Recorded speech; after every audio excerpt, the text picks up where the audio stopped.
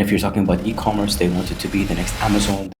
Let's say I'm in healthcare and I am into food nutrition, which is directly impacting the health of an individual.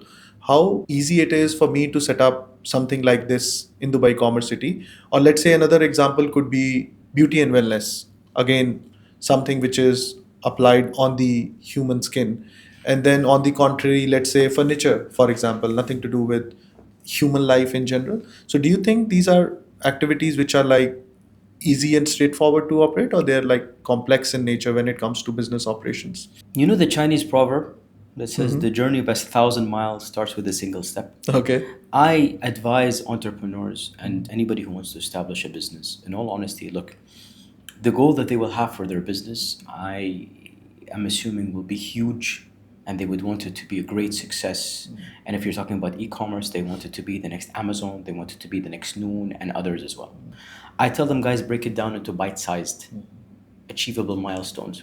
So, for example, if you're talking about beauty and wellness, you want to launch a product or you want to launch a business specifically around beauty, but then you want to add on other activities as well. I'm like, guys, just focus on the next 12-month horizon. Choose the activities that will specifically fit within the next 12 months. To add activities later on is something very easy to do. Easy to do. You don't need to add on everything on day one and then you're just going to use a tiny amount of it. Start your business, start with whatever activities you want to do.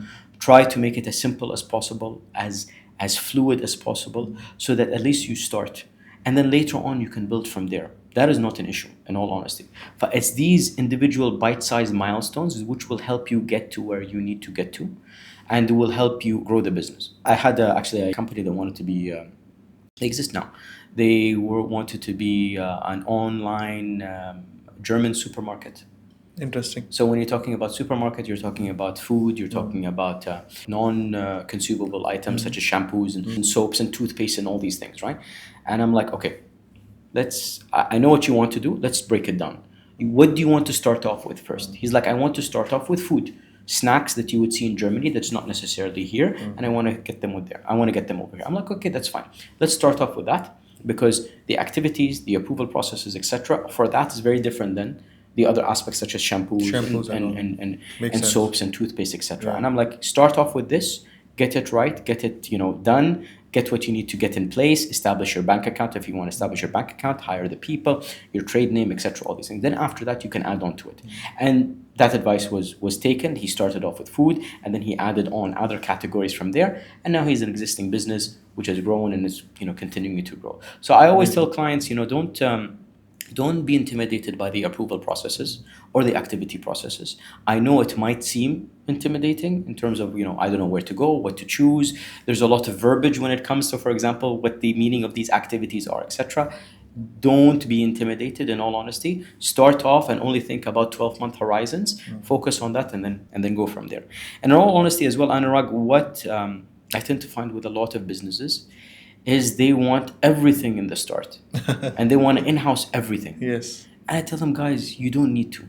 Yeah. Outsource as much as possible, as much as you can. In all honesty, focus on your core business. So for example, if you're looking at e-commerce, let's say you're somebody who makes jackets or clothes.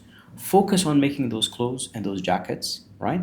And outsource as much as possible. You don't need to have your own warehouse today, because your inventory could probably fit in a small room. You don't need to take on a huge warehouse, for example, to stock your inventory. Yeah. You don't need, for example, to have an army of people that are doing logistics, that are doing financing, that are doing accounting, all on your payroll. Outsource as much as possible.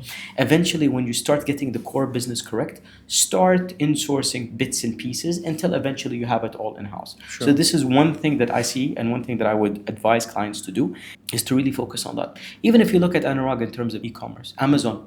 Yeah. You remember when it first started, they used to sell books online. Absolutely. That's the only thing they did. Yes. It was just books. It was nothing else. Yeah. Yeah. And then slowly they started adding on other products as well. And now it's a behemoth that does things that have nothing to do with e-commerce, cloud and AI and etc. All these things, right? But they started somewhere.